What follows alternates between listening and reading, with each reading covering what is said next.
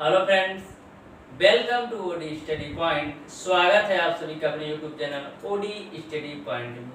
तो प्यारे दोस्तों, रासायनिक गणनाएं चैप्टर को हम लोग बिल्कुल बेसिक से पढ़ रहे थे। आज रासायनिक गणनाएं की चौथी क्लास है। यह चैप्टर आपका थोड़ा लेंदी है, थोड़ा बड़ा है, तो बड़ा चैप्टर से 2 से 3 क्वेश्चन तो बनते ही हैं, इसलिए थोड़ा टाइम लग रहा है। इसके पहले ऑलरेडी मैंने 3 वीडियो बना चुका हूँ, तो अगर वो वीडियो जो आपने नहीं देखा है तो जरूर देखिएगा। बिल्कुल बेसिक से मैंने आपको पढ़ाया है। तो स्टार्ट करते हैं आज की क्लास को। तो प्यारे दोस्तों, नेक्स्ट टॉपिक आप लोगों का है परमाणु भार। आज परमाणु भार के बारे में सारी चीजें जानेंगे, तो वीडियो में शुरू से लास्ट तक जरूर बने रहिएगा। हर एक टॉपिक को क्रिस्टल क्लियर करेंगे। तो स्टार्ट करते हैं। सबसे पहले आपको समझना है कि परमाणु भार क्या होता है। तो पुरानी अवधारणा के अनुसार परमाणु भार वह संख्या है कि जो किसी तत्व के एक परमाणु के हाइड्रोजन के एक परमाणु से कितना गुना भारी है, यह रिप्रेजेंट करता है। यह पुरानी अवधारणा थी कि मान लीजिए कोई तत्व है, उसके परमाणु भार का एक परमाणु हाइड्रोजन परमाणु के एक परमाणु से कितना गुना भारी है, यह आपकी पुरानी अवधारणा थी परमाणु भार के संबंध में। जो नई अवधारणा है इसका, तत्व के एक परमाणु का भार या द्रव्यमान बटे कार्बन के एक परमाणु में 12वें भाग का द्रव्यमान। यानी जो आधुनिक अवधारणा है, तत्व के एक परमाणु का भार या द्रव्यमान कार्बन 12 के परमाणु में 12वें भाग के द्रव्यमान का कितना गुना भारी है। यानी जो पुरानी अवधारणा थी उसमें हाइड्रोजन को बेस माना गया, और जो आपकी आधुनिक अवधारणा थी इसमें कार्बन 12 को बेस माना गया। ओके, यहाँ तक आपको क्लियर हो गया होगा।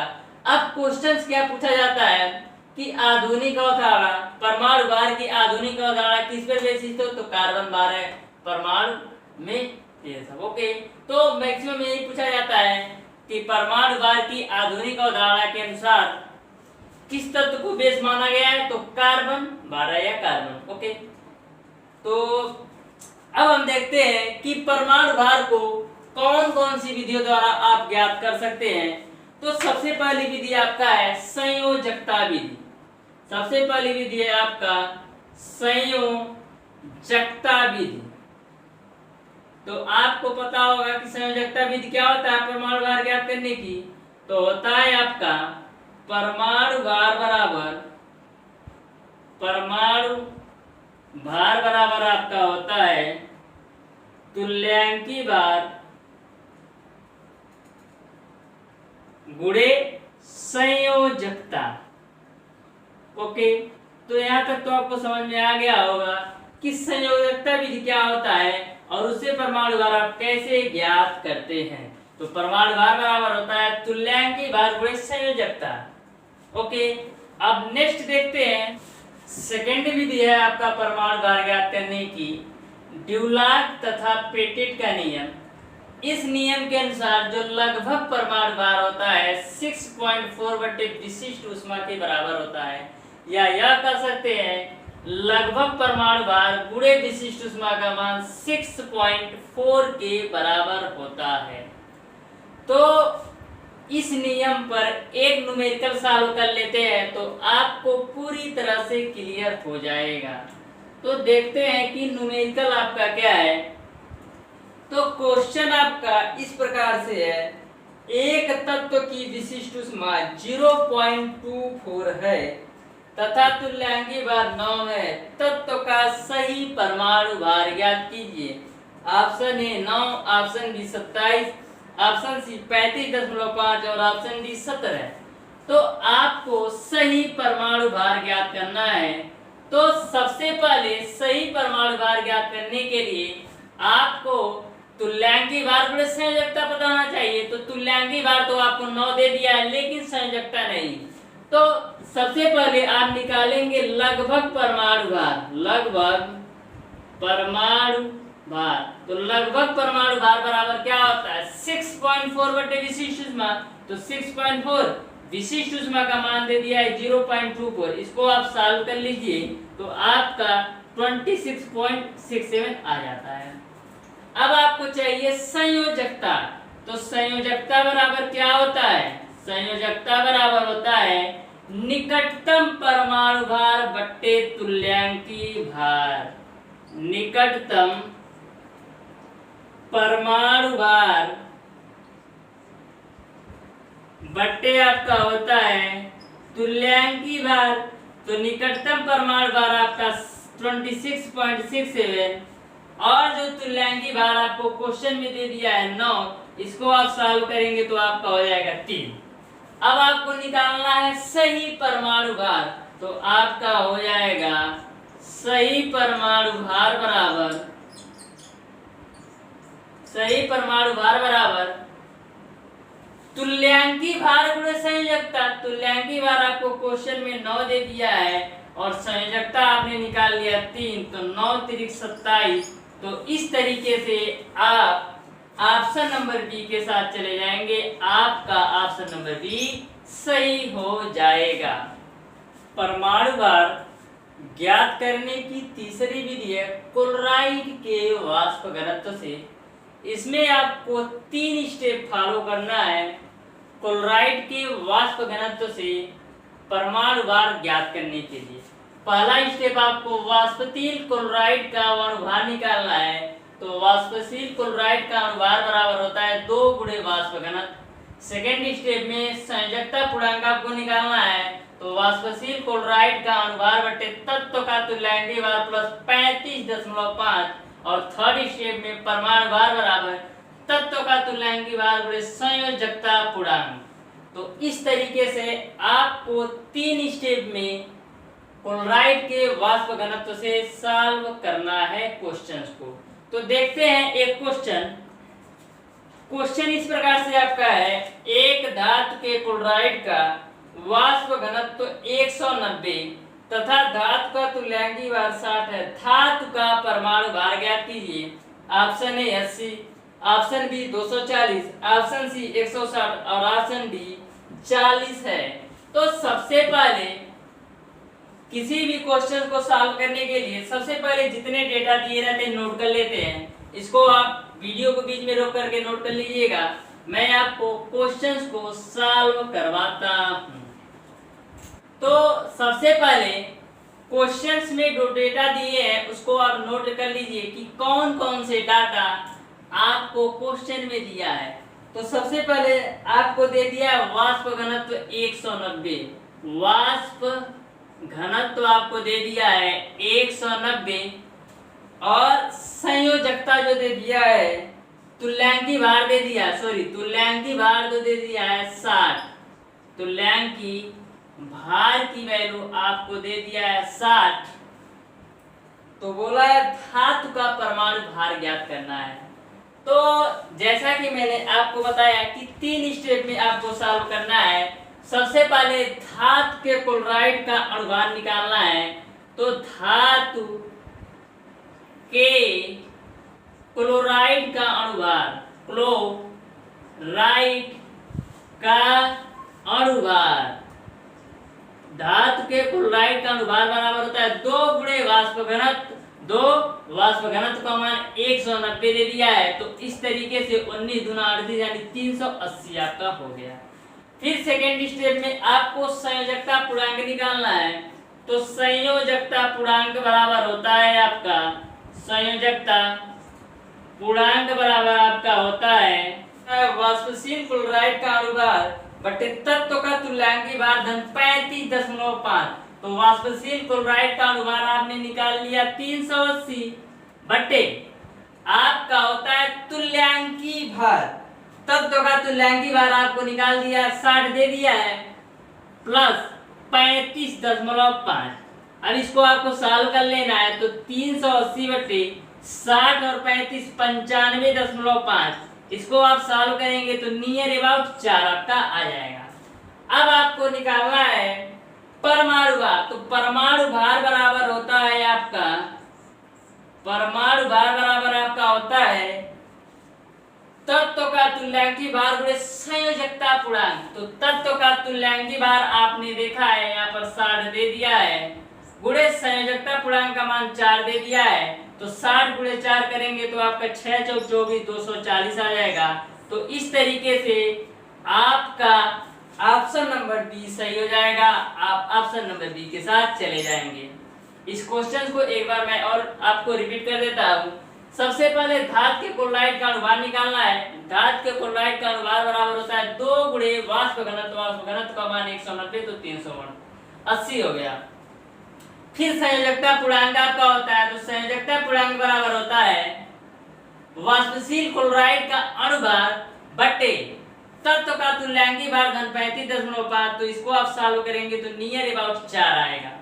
अब परमाणु भार बराबर क्या होता है, तत्व का तुल्यांकी भार गुणे संयोजकता। तो 60 गुणे 4 बराबर 240 आपका आंसर। तो ऑप्शन बी आपका सही हो जाएगा।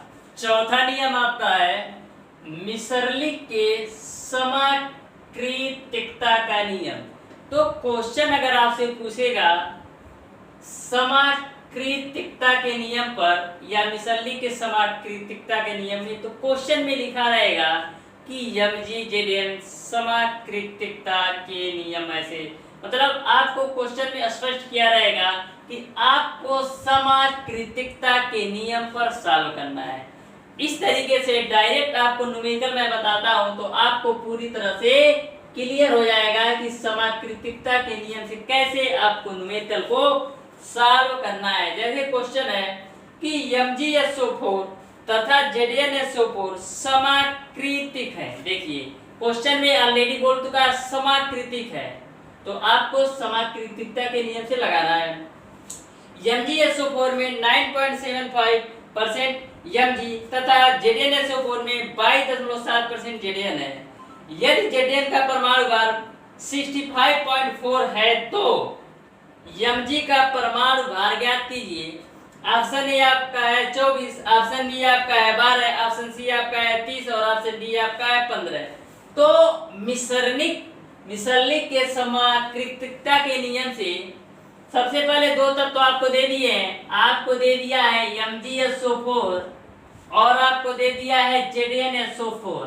ओके, तो इसका कैसे आपको ज्ञात करना है, तो होता है Mg का परमाणु भार, Mg का परमाणु भार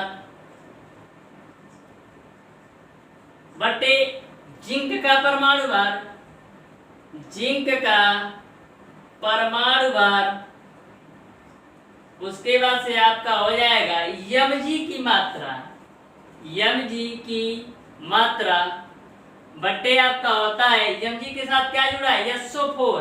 तो SO4 पे क्या होता है माइनस का 2, तो SO4 पे पावर -2 की मात्रा बटे आपका हो जाएगा Zn की मात्रा बटे आपका हो जाएगा SO4 पे -2 की मात्रा। तो इस तरीके से आपको माइंड में सेट करना है। MgSO4 को लेना है तो Mg का परमाणु भार बराबर Mg की मात्रा बटा SO4 पे -2 की मात्रा। नीचे Zn को लेना है तो जिंक का परमाणु भार बराबर जिंक की मात्रा बटे SO4 पे -2 की मात्रा। तो इस क्वेश्चन को ध्यान से समझिएगा। आप अगर ये सोच रहे होंगे कि SO4 की मात्रा यहाँ और यहाँ दोनों जगह सेम है, तो ऐसा कुछ भी नहीं है। सबसे पहले आपको Mg और SO4 में MgSO4 में SO4 की मात्रा देखना पड़ेगा और ZnSO4 में SO4 की मात्रा देखना पड़ेगा। तो जो Mg की मात्रा है 9.75 है, 9.75 है MgSO4 में, MgSO4 में 9.75 Mg है। तो SO4 कितना होगा, कोई भी चीज अपने आप में 100% होती है। अगर MgSO4 में Mg की मात्रा 9.75 दे दिया है तो SO4 का मात्रा कितना होगा, SO4 पे पावर -2 का मात्रा होगा 100 - 9.75। उसी तरह से ZnSO4 में SO4 की मात्रा देख लीजिए, तो ZnSO4 में आपका Zn की जो मात्रा दे दिया है 22.7 जिंक दे दिया है। तो अभी मैंने बताया कि कोई भी चीज अपने आप में 100% होती है, तो 100% में से यदि मैं जिंक को घटाऊंगा तो SO4 आएगा। ये पूरा अपने आप में 100% है। जिंक आपको दे दिया 22.7, तो आपको SO4 निकालना है, तो SO4 पे -2 का मान हो जाएगा 100 माइनस 22.7। यहाँ तक तो आपको समझ में आ गया होगा। ओके, MgSO4 100% है, जबकि Mg का मान 9.75 दे दिया, तो 100 में से इतना घटा दीजिए, SO4 इसके लिए निकल जाएगा। उसी तरह ZnSO4 में जो जिंक की मात्रा है 22.72 है, 22.7 है, तो 100 में से 22.7 घटा दिया, तो ZnSO4 के लिए SO4 की मात्रा निकल गई। अब सॉल्व कर लीजिए, आपको निकालना है Mg का भार, तो Mg का परमाणु भार मान लीजिए x है आपका। Zn का परमाणु भार आपको दे दिया है 65.4 बराबर Mg की मात्रा कितना है 9.75 बटे SO4 की मात्रा MgSO4 में कितना है, MgSO4 में SO4 की मात्रा आपको दे दिया है 100 माइनस 9.75 बटे, अब आपको जिंक की मात्रा दे दिया आपको 22.7 बटे SO4 की मात्रा निकालना है ZnSO4 में, तो आपका क्या आएगा 100 माइनस 22.7, तो 100 माइनस 22.7। यहाँ से आप पूरा सॉल्व करेंगे तो आपका जो आंसर आएगा 22.06 आएगा, 22.06। तो इस तरह 24.06 इसको ऑलरेडी मैं सॉल्व करके रखा हूँ। अगर मैं आपको यहाँ पर सॉल्व करवाऊँ तो आपका जो वीडियो है काफी लंबा हो जाएगा, इसलिए आप सॉल्व कर लीजिएगा। मैंने आपको तरीका बता दिया कि किस तरीके से आपको क्वेश्चंस को सॉल्व करना है विसल्लिक के समाकृतिकता के नियम से। अगर अब भी कोई डाउट है किसी भी नियम में, चाहे इसके पहले वीडियो अपलोड हुआ हो या इस वीडियो के रिगार्डिंग, तो कमेंट बॉक्स में कमेंट करके जरूर बताइएगा, उसका मैं सॉल्यूशन आपको दूंगा।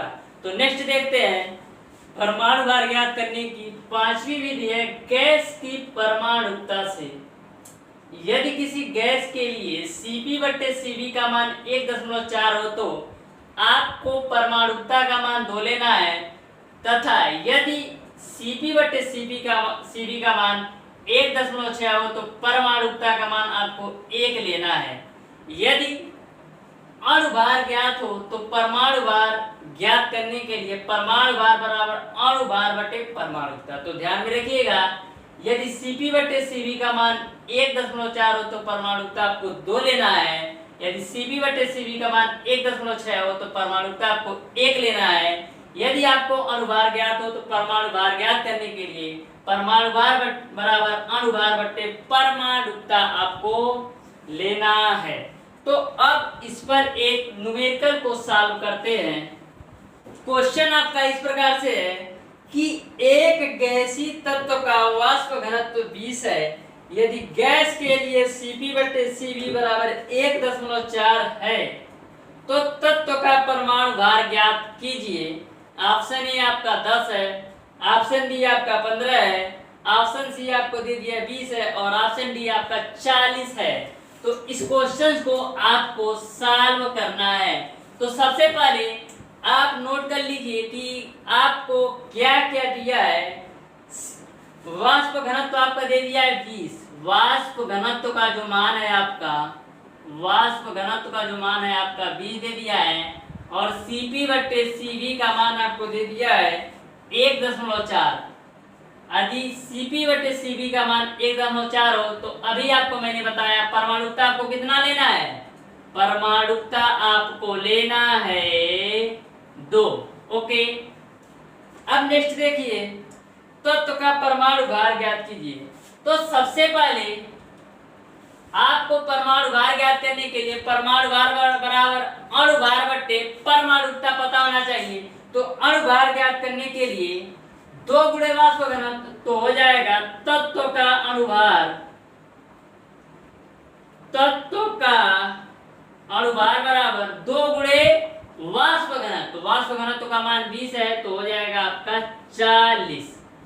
ओके, अब आपको निकालना है परमाणु भार, तो हो जाएगा परमाणु भार बराबर अणु भार, अणु भार आपको दे दिया है 40 बटे परमाणुता 2, तो 2 से काटेंगे तो 20 आपका आंसर हो जाएगा। इस तरीके से आपका ऑप्शन नंबर सी सही हो जाएगा। आप ऑप्शन नंबर सी के साथ चले जाएंगे। तो इस क्वेश्चन को एक बार मैं और बताता हूं। सबसे पहले इस क्वेश्चन को सॉल्व करने के लिए आपको जो डेटा दिया है क्वेश्चन में उसको नोट कर लेना है। जैसा कि वाष्प घनत्व दे दिया है 20, Cp और Cv का मान एकदम 4 दे दिया है, तो आपको माइंड में सेट करना है कि यदि Cp बटे Cv का मान एकदम 4 होगा तो हमको परमाणुता 2 लेना है। यदि Cp बटे Cv का मान 1.6 दिया होगा तो हमको परमाणुता 1 लेना है। ओके, अब सॉल्व करते हैं। तत्व का अनुभार पहले निकालना है। क्यों? क्योंकि हमारा होता है परमाणु भार बराबर तत्व का अनुभार बटे संयोजकता। तो सबसे पहले तत्व का अनुभार निकालने के लिए आपका होता है तत्व का अनुभार बराबर 2 गुणे वाष्प घनत्व, तो 2 वाष्प घनत्व का मान 20, तो 2 गुणे 20 बराबर 40। तो निकाल लीजिए परमाणु भार बराबर अणुभार 40 बटे संयोजकता 2, सॉरी परमाणुता 2, तो 40 बटे 2 यानी 20। तो इस तरीके से परमाणु भार ज्ञात करने की सारी विधियां मैंने बता दिया। 5 विधि आपके हरियंत पब्लिकेशन की बुक में दिया है, 5 विधि मैंने बता दिया।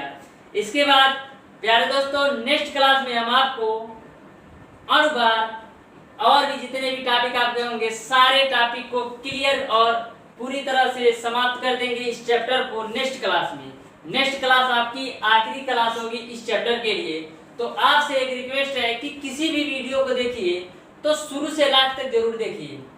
यदि आप वीडियो में बीच से गायब हो जाते हैं या थोड़ा 2-4 मिनट देख करके छोड़ देते हैं तो आपके लिए बहुत नुकसानदायी होगा, क्योंकि आपके एग्जाम में ऑब्जेक्टिव टाइप के क्वेश्चन आने हैं। तो यदि आप बीच में छोड़ते हैं तो आपको कंफ्यूजन रहता है। 4 ऑप्शन एक दूसरे से मिलते जुलते रहते हैं तो आपको कंफ्यूजन होता है कि ए है सही कि बी है सही कि सी है कि डी, तो उसी में आप कंफ्यूज होते हैं। तो इस तरीके से आपसे हमारी रिक्वेस्ट है कि किसी भी वीडियो को देखिए तो उसको शुरू से लास्ट तक जरूर देखिए।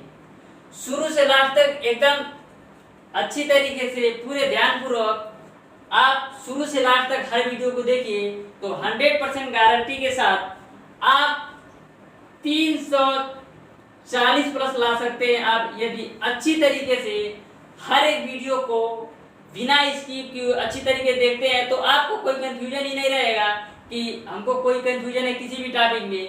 यदि आपको कोई कंफ्यूजन है तो कमेंट बॉक्स में कमेंट करिए, उसका मैं सॉल्यूशन दूंगा। तो इस तरीके से आपको सारे वीडियोज को अच्छी तरीके से शुरू से लास्ट तक देखना है जिससे आपको हर एक टॉपिक अच्छी तरीके से क्लियर हो। और वीडियो को लाइक जरूर किया कीजिए। और आपके पास दोनों ऑप्शन होते हैं, लाइक और डिसलाइक दोनों के। यदि आपको वीडियो पसंद आया तो लाइक करिए, यदि आपको वीडियो पसंद नहीं आता है तो भी ठीक है, तो आप डिसलाइक कर सकते हैं। लेकिन यदि आप वीडियो को डिसलाइक करते हैं तो उसका भी आप रीजन बताइएगा कमेंट बॉक्स में कि ये प्रॉब्लम है आपके वीडियो में, तो डिसलाइक करने का रीजन बता सकते हैं कमेंट बॉक्स में। यदि कोई भी प्रॉब्लम नहीं है तो लाइक जरूर किया कीजिए जिससे मोटिवेशन बना रहे। तो प्यारे दोस्तों आज की क्लास को यहीं तक रखते हैं। वीडियो अगर पसंद आया हो तो ज्यादा से ज्यादा लाइक शेयर और सब्सक्राइब जरूर कीजिएगा। बेल आइकन दबाना बिल्कुल मत भूलिएगा जिससे हमारी लेटेस्ट आने वाली वीडियो आपको मिलती रहे सबसे पहले। धन्यवाद।